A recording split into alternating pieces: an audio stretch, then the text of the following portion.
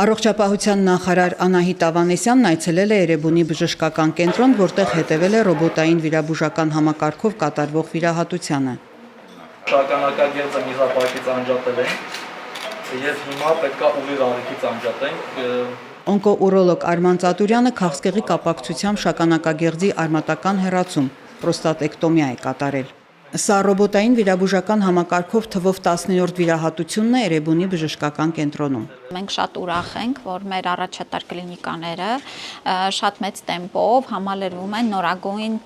տեխնոլոգիական լուծումներով։ Ռոբոտիկ վիրաբուժությունը իհարկե ինչ-որ առումով նաև սիմվոլիկ է, ըստ էության արտահայտում է վերջին զարգացումների ձեռքբերումները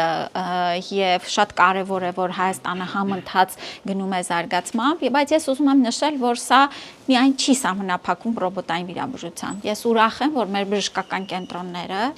ըստ էության հագեցվում են նորագույն սարքավորումներով եւ բոլոր այն ներամուծությունները, որ աշխարհում բժշկագիտության մեջ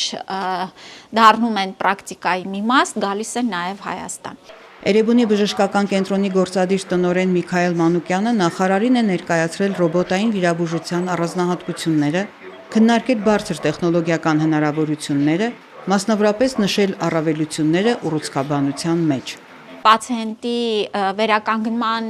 եւ հետվիրահատական ընթացքը ավելի կարճացնում է, բարդությունները ավելի քիչ են լինում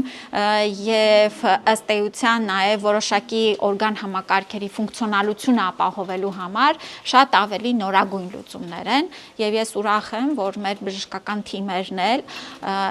եւ սա նշում եմ հպարտությամբ, որ մեր միջազգային գործընկերներն էլ ասում են, որ այս թիմերը ունակ են, կարող են, ապահովում են նաև նման բարձր տեխնոլոգիական լուծումներով վիրահատություններ։ Մեկ անգամ եւս շեշտվել է, որ ռոբոտն ինքնուրույն չի գործում, այն ամբողջովին կրկնում է բժշկի ձեռքի նուրբ շարժումները։ Ձեզ բարի վիրահատություն, հաջողություններ,